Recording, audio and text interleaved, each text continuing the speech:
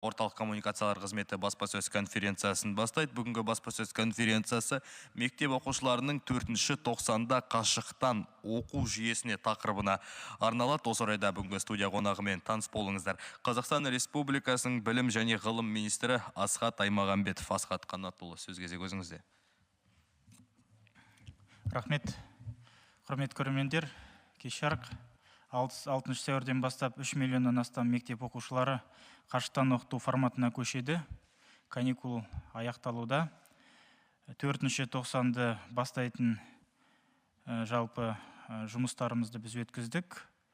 Осы 4-ші тоқсанды бастайтын боламыз. Сұрақтар әрине де өте көп, және де сын пікірлер де бар. Ұсыныстар мен қолдауларда да біз естіп тиісті шараларды қолданып жатырмыз.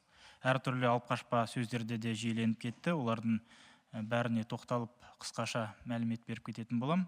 Енді қашықтан оқыту елімізде 4 тетік бойынша жүргізілетін болады. Бірінші, телеканалдар арқылы жүргіземіз.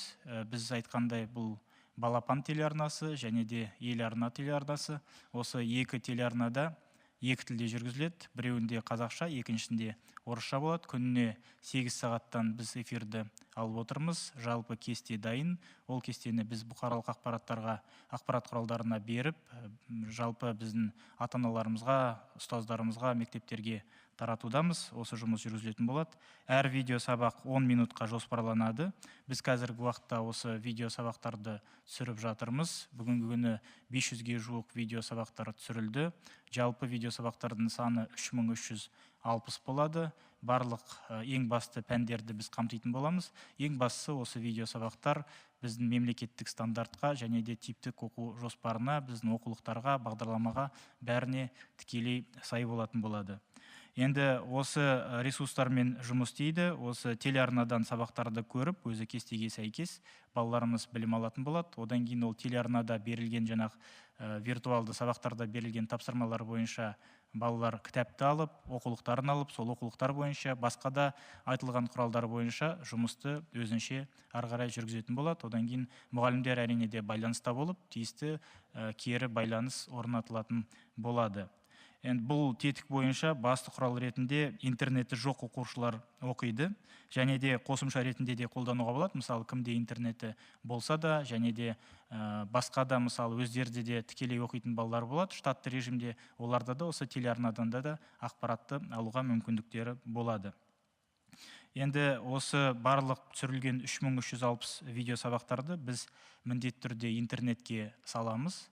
Сонда интернеті бар біздің оқушыларымыз керек уақытта қарап, оны қайталап, керек болса тоқтататын жерінде тоқтатып, барлық осындай мүмкіндікке ие болады деп біз жоспарлап отырмыз. Осы жұмысты біз бастадық.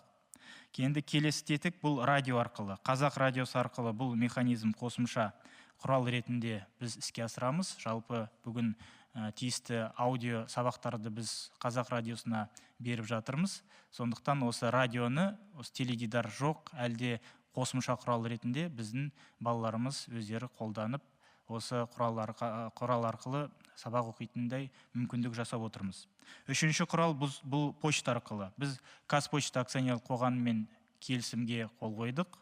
Біз келісімде келіп, енді бізде мектептерді жоқ елді мекендер бар. Жалпы еліміз бойынша 1200-ге жуық осындай елді мекен бар. Онда әрі кетсе бір 5 бала, 7 бала ғана бар. Қазіргі уақытта бұның алдында ол балаларды күнде басқа елді мекенге әкеліп, тасымалдау ретінде ғана сабақ жүретін. Ол елді мекендерде тіпті мектептердің өздері де жоқ. Сондықтан осы балаларды қамту, осы почта байланысы арқылы жүретін болады. Және де мысалы теледидар арқылы оқитын біздің балақайларымызда да осы кері байланыс орнату керек болса да, осы Қазпочта форматын қолдануға барлық мүмкіндіктерге ие болып отырмыз.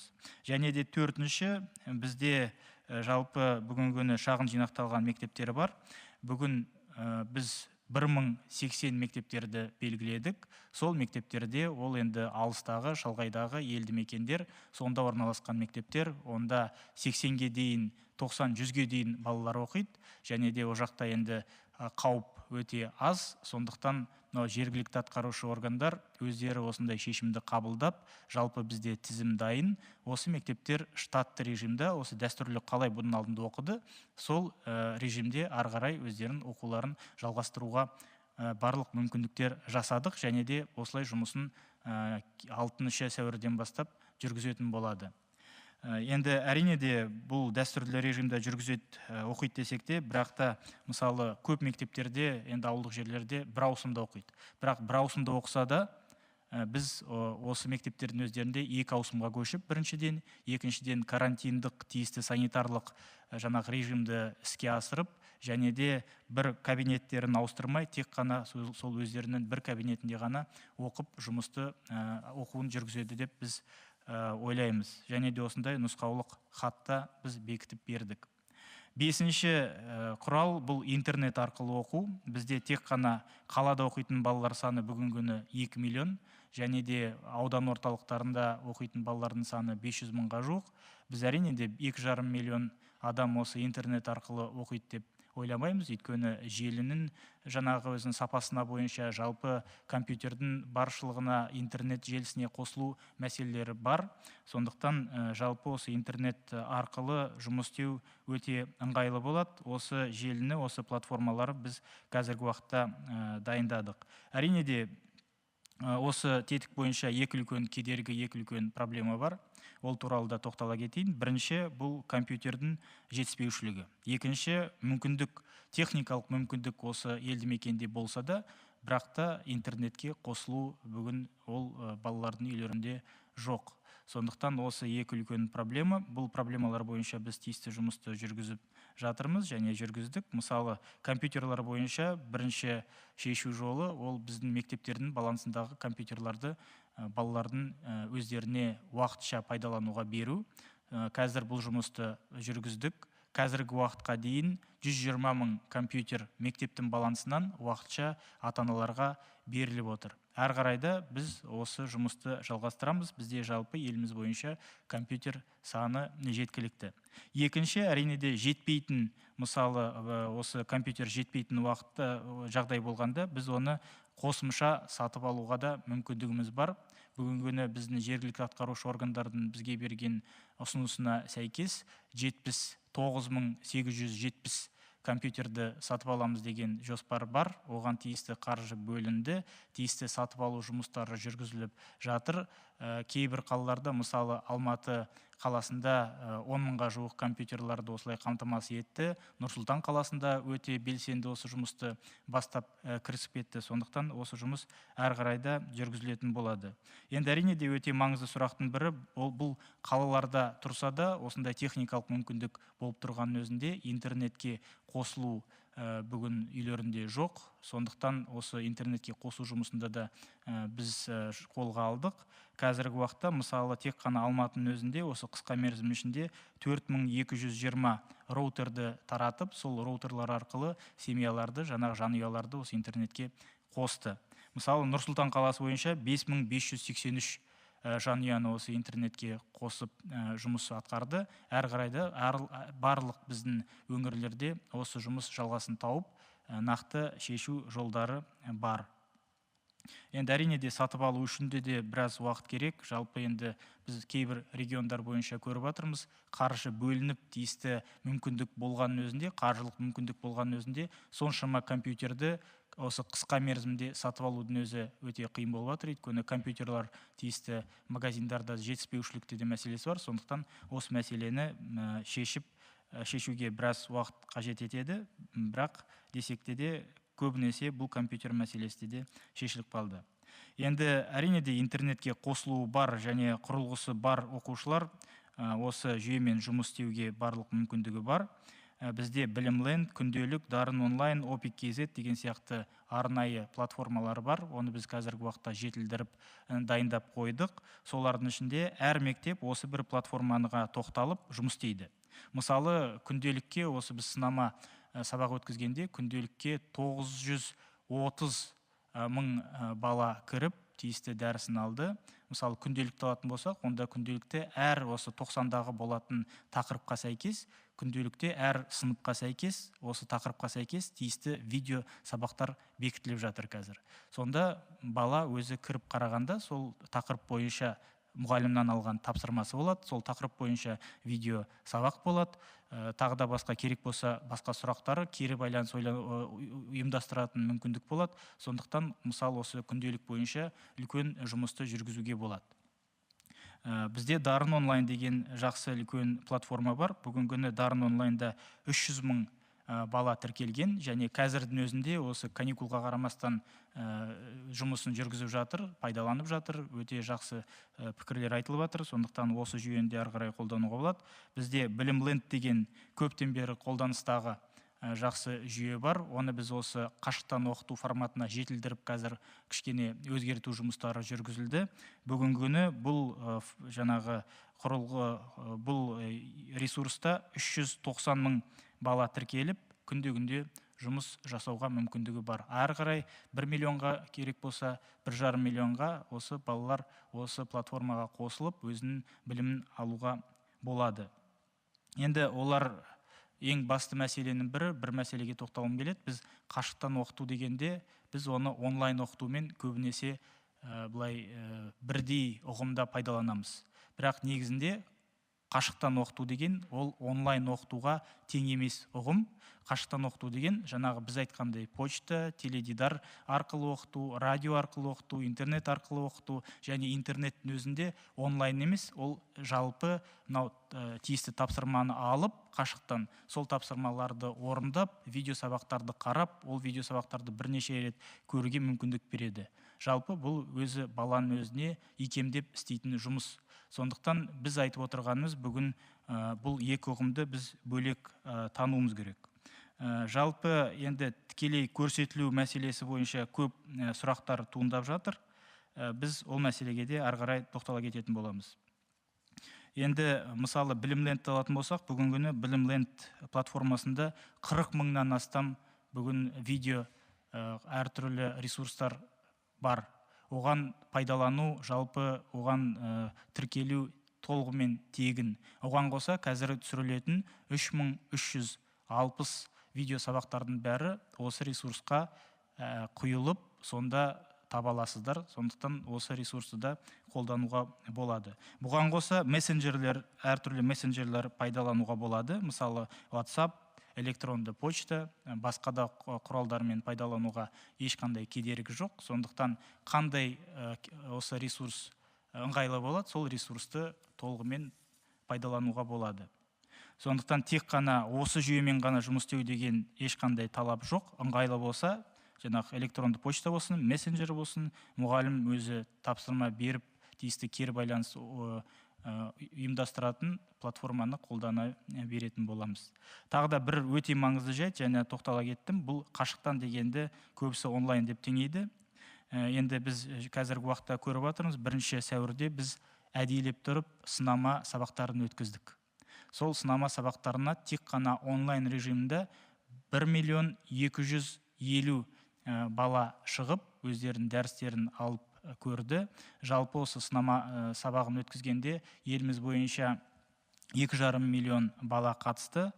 Күнделік әртүрлі мессенджерлер, Білімленд арқылы, және де жаңағы Zoom жүйесі арқылы, Skype жүйесі арқылы бұл сынама сабақтарын өткіздік.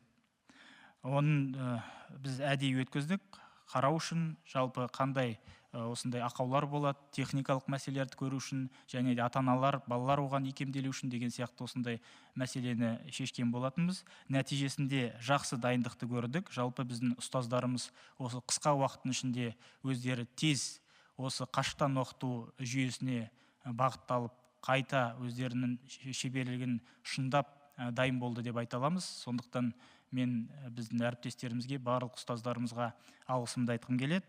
Балаларды да өте жақсы қабылдапты. Жалпы балалар мектепті, оқуды, мұғалімдерін сағынғаны көрініп тұр. Бірақ десекте де бізде басқа да мәселелерді көрдік. Онлайн осыншама қосылуды көтермейді. Көп ыңғайсыздықтар болды. Оны бізде де бүгін осы сынып сағаты өткенде де бүгін көрдік. Кеше ата-аналармен өткен жиналыста да көрдік. Оның алдында жаңағы 1 сәуірде өткен сынама сабақтардың нәтижесінде де көріп, көзіміз жетіп отыр. Техникалық ақаулар жеткілікті. Интернет бұл жүйені жалпы көтере алмады.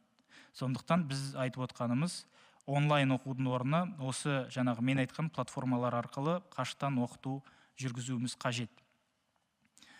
Ата-аналар жиналысында да кеше осындай ұсыныстар түсті. Жалпы біз ұстаздармен де бірнеше осындай онлайн режимде өзімізде де мен өзім кездесулер өткіздім. Сонда осындай ұсыныс пікірлер түсіп жатыр. Біз осы ұсыныстармен келісіп, онлайн өткізу мәселесін біріншіден әрине де міндеттемеу керек, екіншіден жалпы қолдану мәселесін тоқтату керек деп ойлаймын.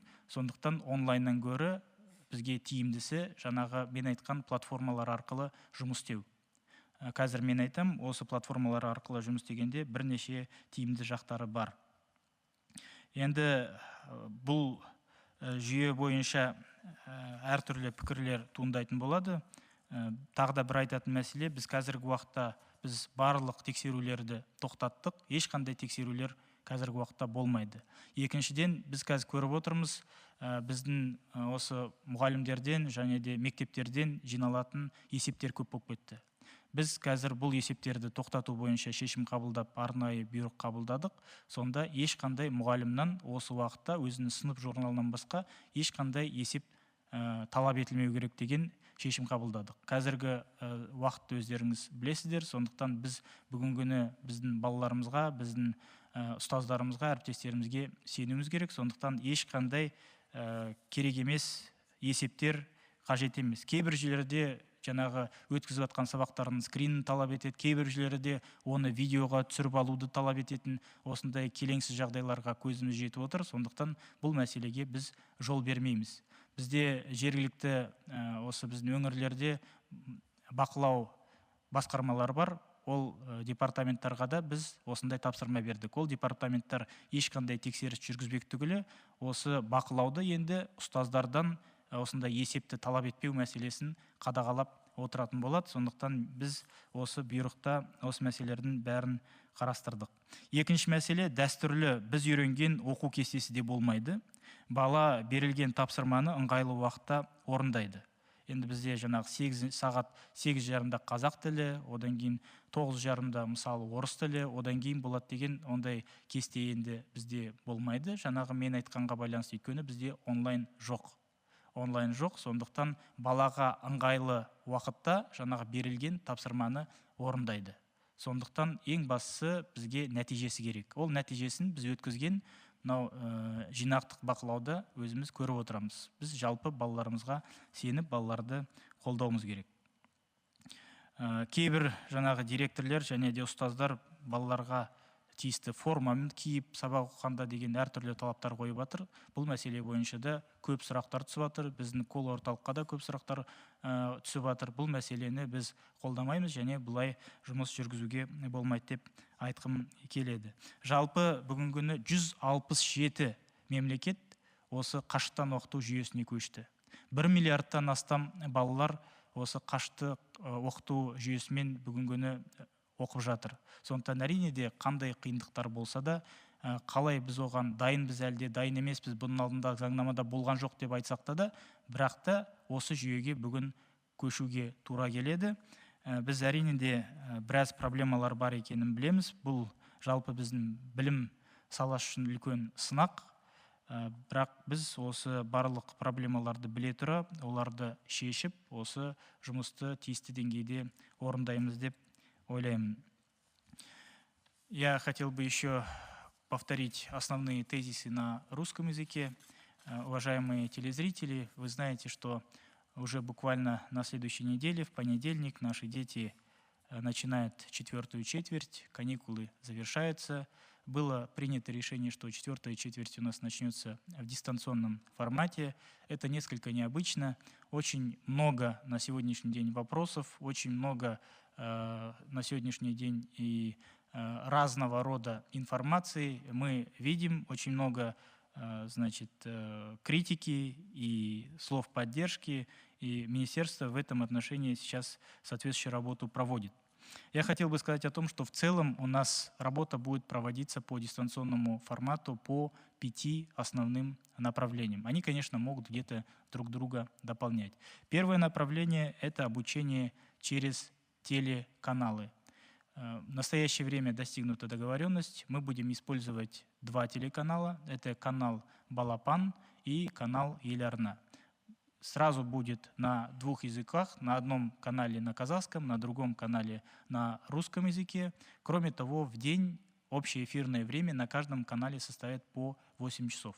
Общая длительность уроков составит 10 минут. Почему 10 минут? Потому что, конечно, когда нету такой динамики, когда смотришь уроки через телевидение, очень сложно сосредоточить внимание больше, чем на 5, 10, 15 минут, поэтому мы выбрали именно такое оптимальное время. В принципе, за это небольшое время можно учителю объяснить самые главные аспекты новой темы. Поэтому сейчас эта работа у нас проводится. Очень важно, что все эти видеоуроки будут соответствовать государственному стандарту, программе, учебникам, и в строгом соответствии с программой эта работа в настоящее время проводится. Мы снимаем на сегодняшний день видеоуроки, уже снято порядка 500 видеоуроков. Более того, эти видеоуроки будут доступны не только через телеканалы, все эти готовые видеоуроки обязательно будут у нас доступны через интернет. Что это дает? Это дает возможность для наших детей при необходимости, если не понял тему или надо повторить или повторно посмотреть, будет возможность повторно посмотреть, где надо остановить, и поэтому мы эту работу сейчас тоже провели. И, конечно, здесь как работа будет строиться? Ребенок будет смотреть в данном случае уроки, в зависимости от классов до 10, до 13 предметов, до 13 уроков, в зависимости от классов. И здесь, после того, как посмотрит урок, ребенок, там дается задание, открывает учебник, выполняет это задание, устанавливается потом обратная связь через разные механизмы, и таким образом будет проходить обучение. Второй у нас механизм – это обучение через радио. В настоящее время достигнута договоренность с Казах радиосы, очень большое проникновение, особенно в наши отдаленные сельские населенные пункты. Для нас это очень важно, но в то же время мы понимаем, что этот ресурс у нас больше будет играть именно такую дополнительную, дополняющую такую функцию выполнять, и в данном случае мы даем такую альтернативу. Следующее, третье – это обучение через использование функции почты. Договоренность в настоящее время с Казпочтой у нас имеется. Для кого это настроен, для кого это рассчитывается? Данная функция будет именно нужна для тех населенных пунктов и для учащихся, которые проживают в отдаленных населенных пунктах, где вообще нету школ.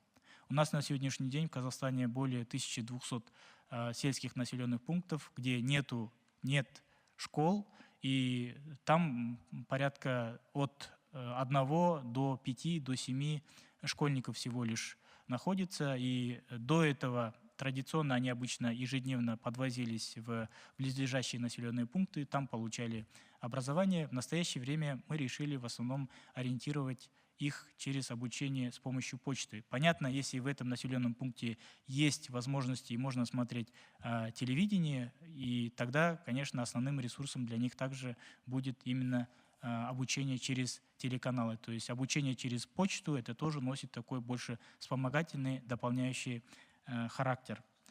Четвертая функция – это у нас обучение в традиционном формате, очно.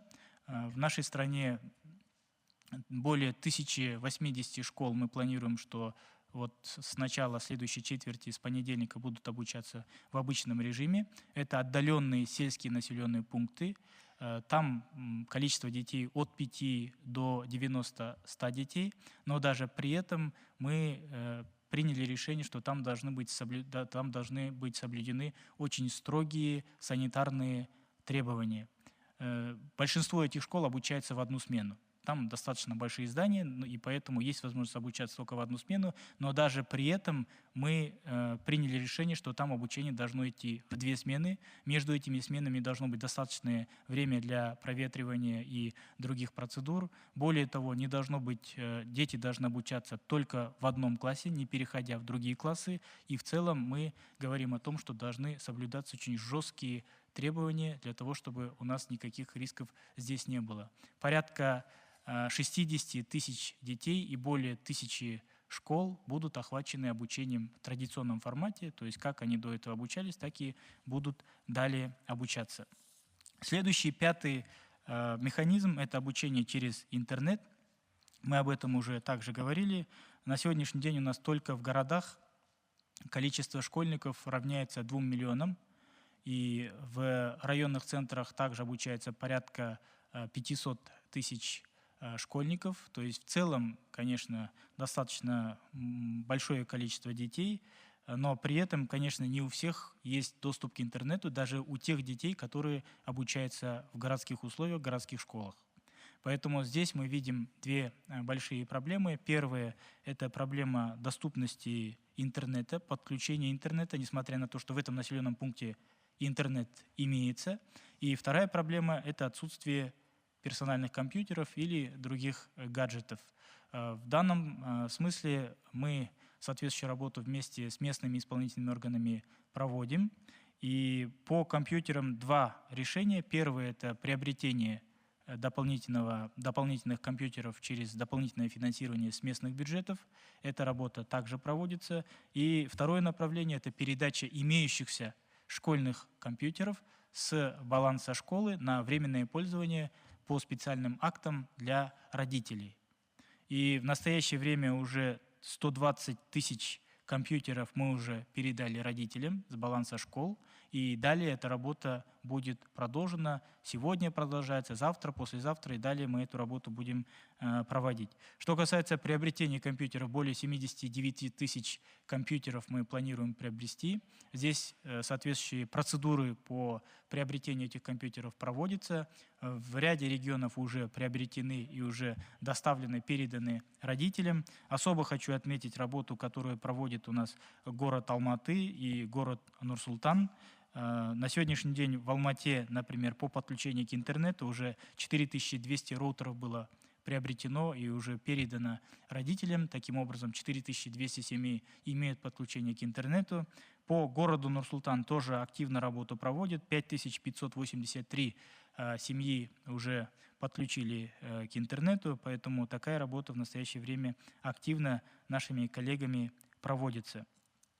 Что касается самих платформ, у нас несколько платформ, через которые можно проводить именно дистанционное обучение. Во-первых, это у нас Кунделик. У нас, в принципе, большинство учителей и наших детей, и родителей знают эту систему, хорошо знакомы и знают функционал. Вторая система Белемленд, третья система Дарн онлайн. Есть также такие, как ОПИК, электронные учебники и другие платформы. В основном мы будем использовать Кунделик, Дарн онлайн и Белемленд. Каждая школа будет принимать решение в зависимости от того, в какой платформе им удобнее работать. Некоторые работают на сегодняшний день с Кунделиком. Вот когда мы проводили пробные уроки, порядка 1 миллиона наших школьников как раз проводили обучающий процесс, образовательный процесс через именно эту платформу. Почти 300 тысяч были на платформе Дарн онлайн и 390 тысяч Белемленд. Поэтому дальше эта работа тоже в зависимости от того, насколько функционал устраивает вас, насколько уроки более подходят, хотя все они соответствуют государственному общеобязательному стандарту, каждая школа будет принимать решение. И, конечно, на сегодняшний день мы говорим о том, что все эти платформы, они не платформы для организации онлайн-обучения. Это платформы, которые содержат уже готовые видеоуроки, готовые дополнительные мультимедийные ресурсы. Через них можно учителю направлять задания для детей. Детям можно выполнять там же задания и направлять обратно учителю. То есть в целом эти платформы позволяют получить необходимые знания.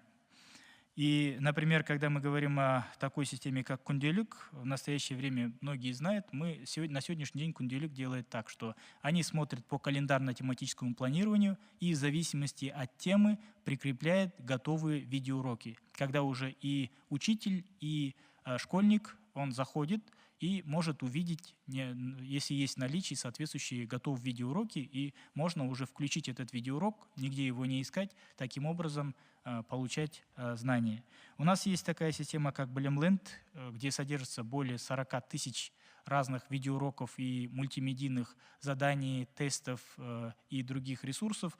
И в настоящее время, кроме этого, 3360 снятых видеоуроков также будут на этом и на ряде других ресурсов. Они будут доступными, поэтому также родителям и детям, нашим коллегам, учителям можно будет использовать и этот ресурс. Нам очень много вопросов задают касательно использования различного рода других инструментов для электронного обучения. Это электронные почты, это различного рода мессенджеров, это WhatsApp, Telegram, другие. Мы говорим о том, что все эти ресурсы использовать можно. Самое главное для нас, главный функционал – это когда учитель может установить обратную связь, направить соответствующие задания, прикрепить необходимые материалы, и всем этим требованиям как раз то, что я сказал, эти ресурсы полностью соответствуют.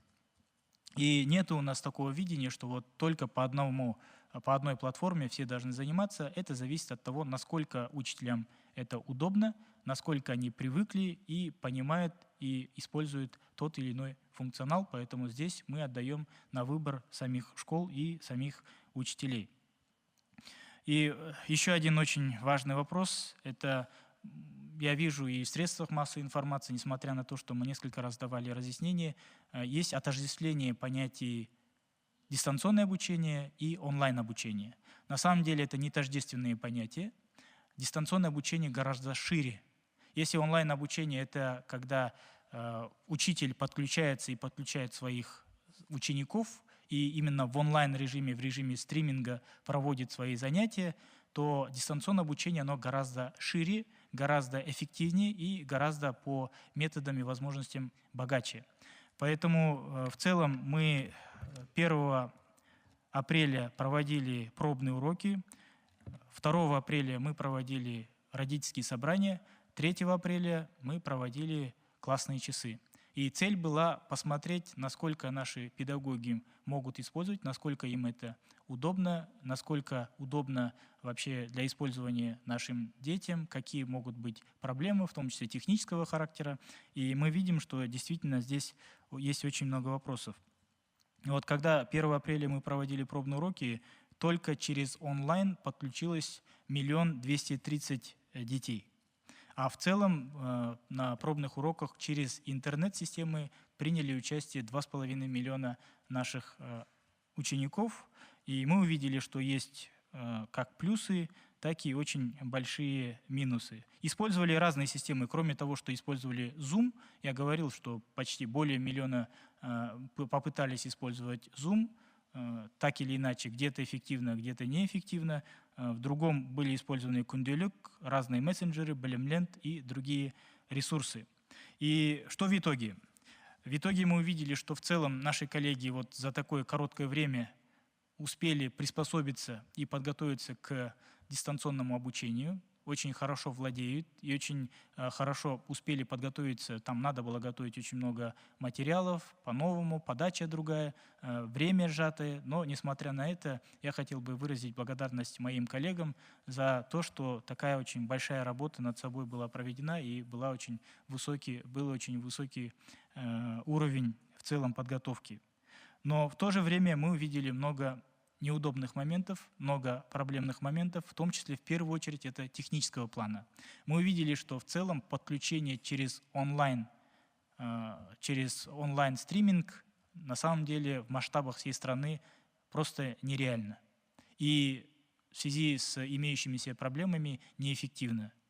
Мы увидели, что многие родители не могли подключаться, или во время подключения обрывалась связь, многие школы тоже не могли подключаться, в том числе были разные другие проблемные вопросы. И мы видим, что в целом интернет в нашей стране, он на самом деле не приспособлен для того, чтобы вот 2,5 миллиона детей выходили в прямом эфире и обучались через онлайн-системы. Поэтому, исходя из этого и ряда других аспектов, для того, чтобы обучение было эффективным, для того, чтобы наши дети получали более качественные знания, мы приняли решение, что нам нет необходимости проводить обучение через онлайн, через стриминг. И обучение будет проводиться через те программы, о которых я говорил, и эти программы как раз не рассчитаны на онлайн занятия. Поэтому онлайн занятий у нас не будет. В основном мы будем основываться на других механизмах.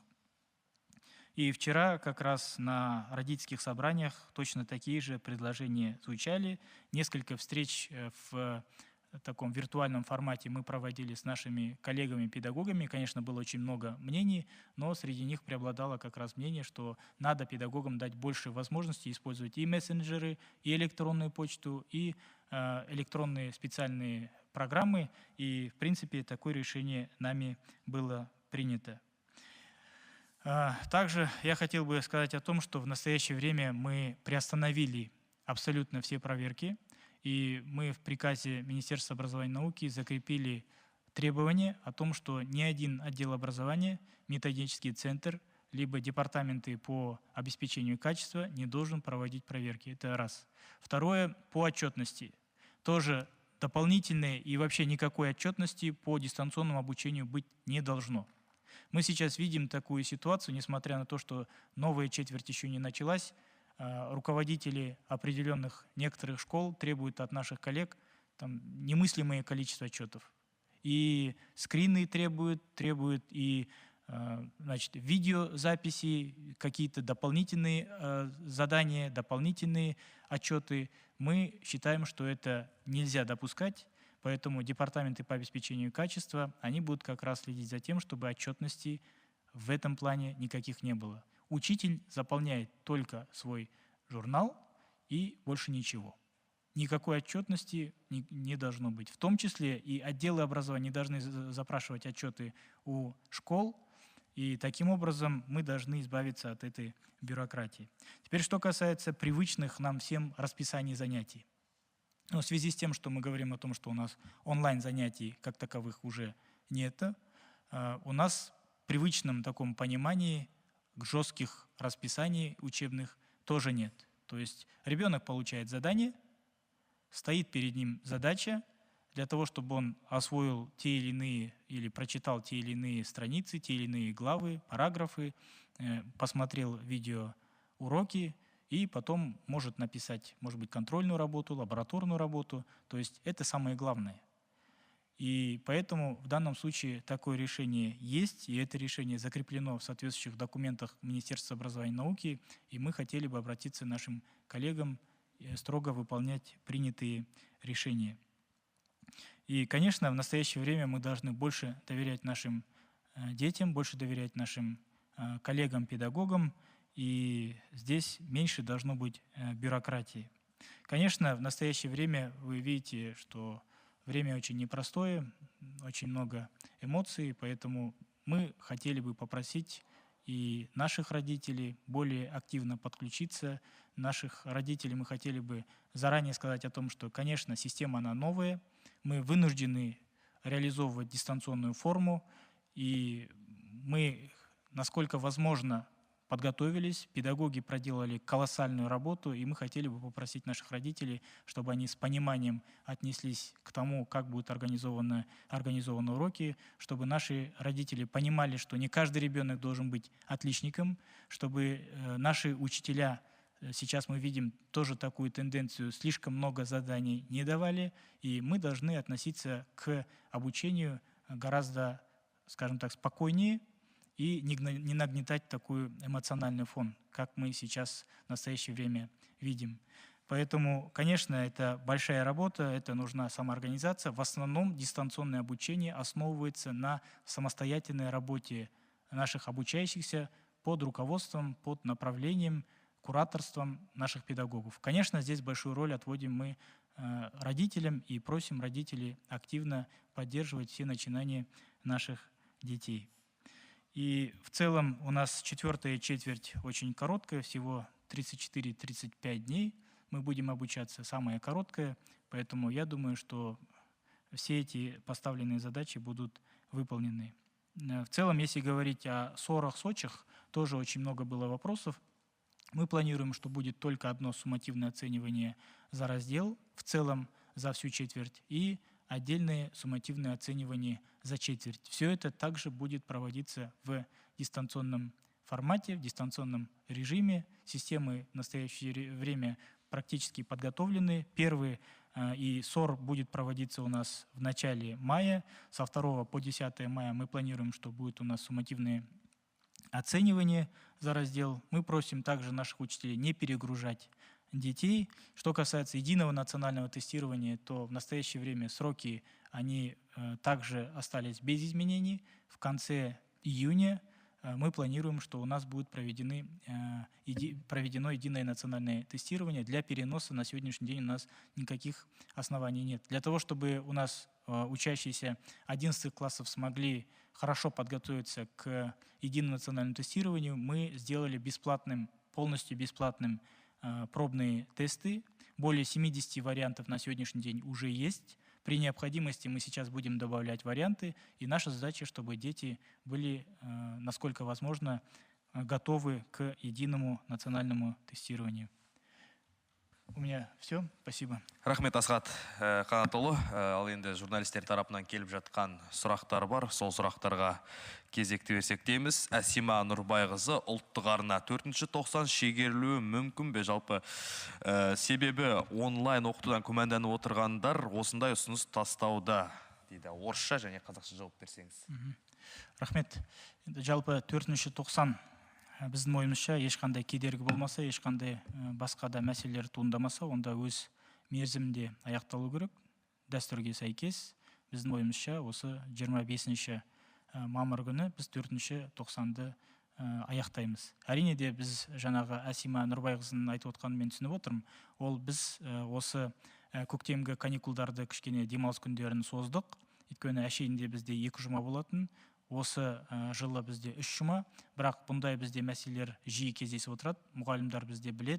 Бұнда біз кейбір тақырыптарды біріктіріп оқытуға мүмкіндік бар. Сондықтан қазіргі біз видео сабақтарды да осындай тәсілмен дайындап қойдық. Сондықтан бағдарламаны біз қуып жетіп, жалпы бәрін қамтитын боламыз. Рахмет Асхат Қанатұлы. Келесі сұрақ Вероника Боярова, Хабар 24. К 6 апреля должны быть готовы несколько отечественных онлайн-площадок. Пожалуйста, расскажите о степени их готовности. Смогут ли школьники использовать их уже в понедельник?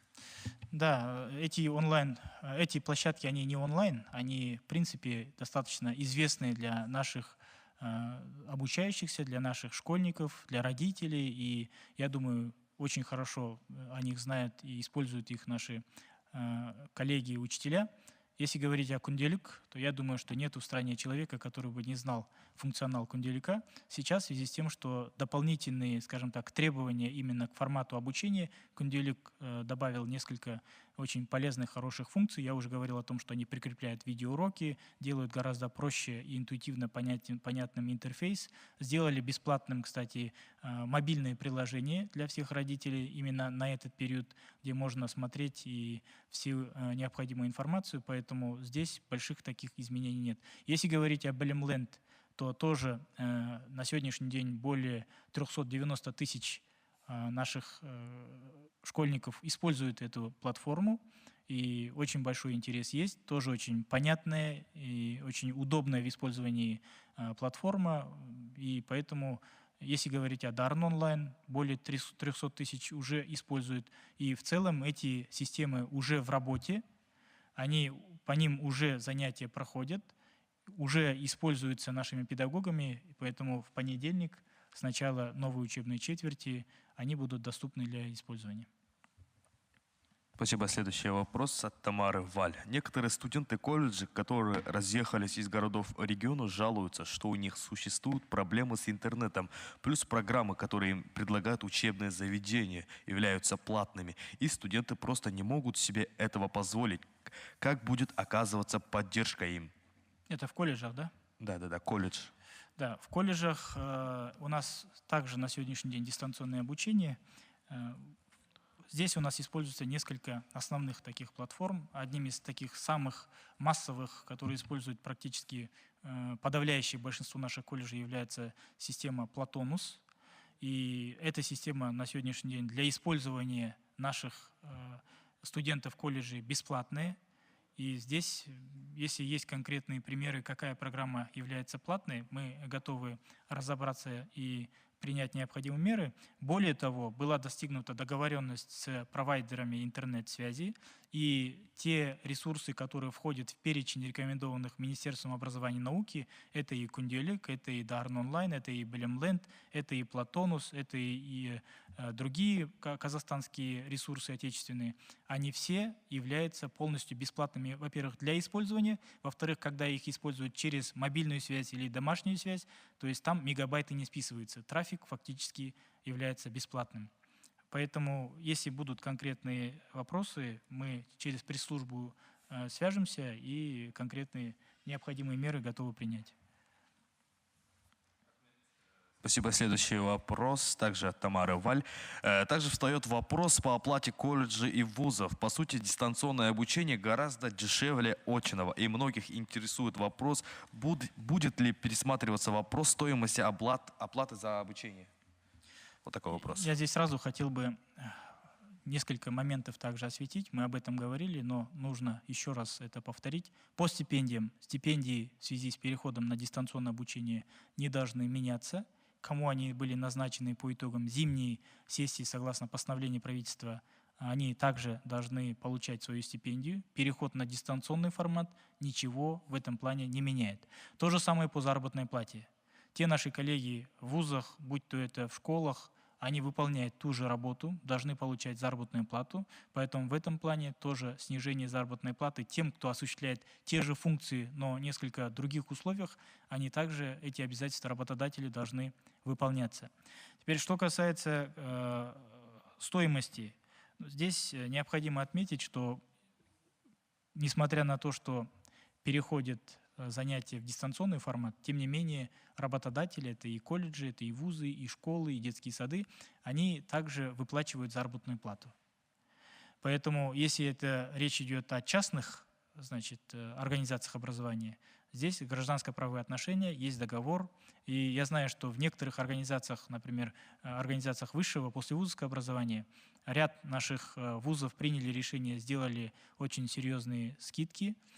Некоторые школы также сделали перерасчет, то есть остались деньги, которые только на заработную плату, а то, что было на дополнительные занятия, на подвоз, на питание, идут навстречу, делают перерасчет, но в каждом случае необходимо на основе тех договоров и отношений с услугодателем необходимо уже индивидуально принимать такие решения.